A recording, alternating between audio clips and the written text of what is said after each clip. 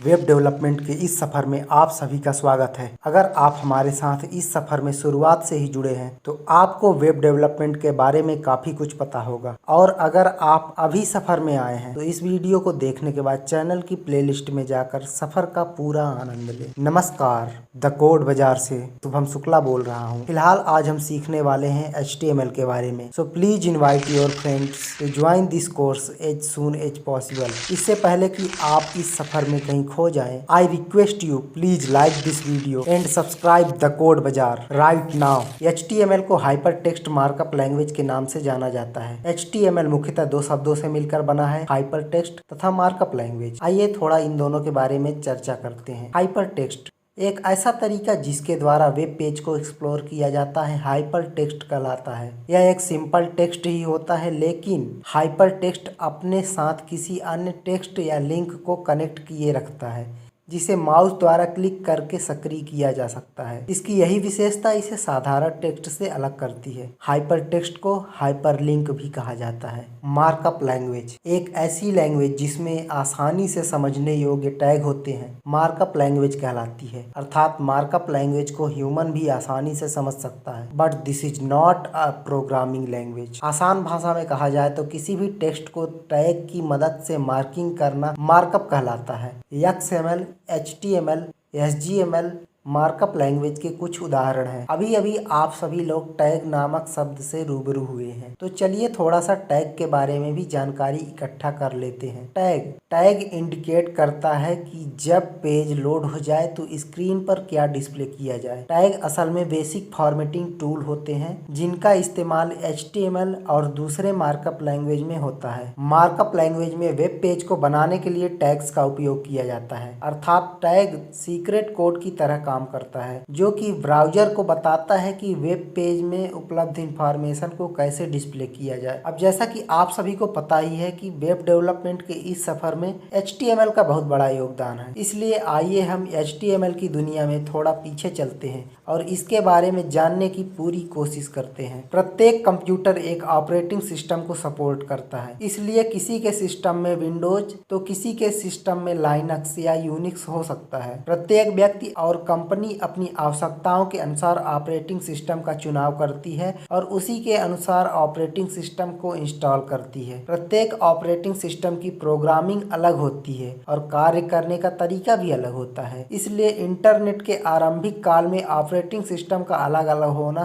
एक बड़ी समस्या थी। अलग ऑपरेटिंग सिस्टम होने के कारण एक ऑपरेटिंग सिस्टम को दूसरे से संचार करने में समस्याएं आने लगी। इस दौर में ऐसी लैंग्वेज की आवश्यकता महसूस की जाने लगी जो सभी ऑपरेटिंग सिस्टम के लिए एक समान कार्य करता हो। ऐसे में सूचना के आदान प्रदान के लिए HTML को फिजिसिस्ट टिम बर्नर्स-ली ने सन 1980 में जेनेवा में अस्तित्व में लाया। इसकी प्रोग्रामिंग और कार्य करने के तरीके को ऐसा बनाया गया जिसे वेब ब्राउजर आसानी से समझ सके। प्रत्येक वेब ब्राउजर HTML को समझता है और आरंभ के दिनों के कई ब्राउजर सिर्फ HTML को ही सपोर्ट करते थे, लेकिन वर्तमान में ब्राउजर HTML जैसी दूसरी लैंग्वेज जैसे कि XML आदि को भी सपोर्ट करने लगे। अब चलिए थोड़ा सा वेब ब्राउजर के बारे में भी जान लेते हैं। वेब ब्राउजर एक ऐसा सॉफ्टवेयर होता है जिसका इस्तेमाल कर यूजर अपनी जरूरत की इंफॉर्मेशन को इंटरनेट में खोजता है। लेकिन क्या आपको पता है वेब ब्राउजर काम कैसे करता है? जब यूजर कोई इंफॉर्मेशन इंटरनेट में सर्च करता है तो वेब ब्राउजर इंटरनेट पर उपलब्ध वेब पेजों को यूजर के लिए ढूंढकर इंसानी भाषा में कन्वर्ट करता है। सरल शब्दों में कहा जाए तो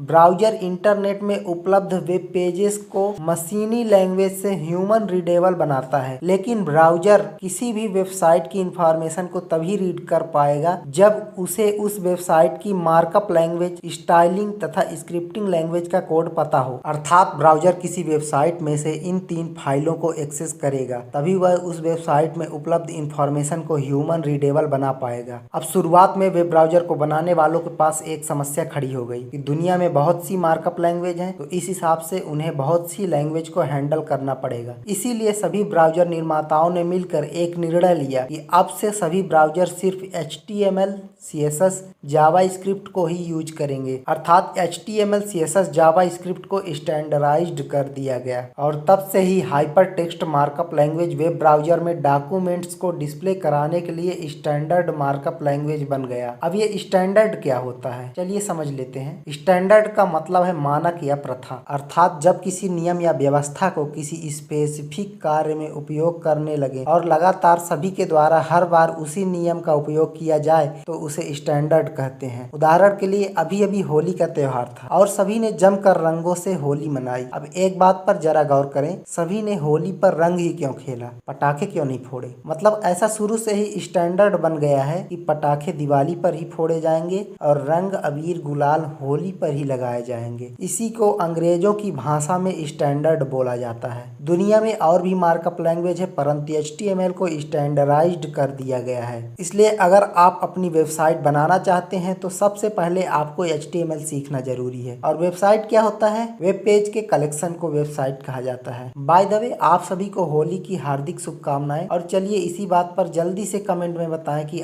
आपने किसको किसको जमकर रंग लगाया। चलिए अब टॉपिक पर डिस्कशन करते हैं। HTML वेब पेज का आधार होता है और वेब पेज वेबसाइट का आधार होता है। HTML वेब डॉक्यूमेंट को बनाने के लिए टैग्स का इस्तेमाल करती है।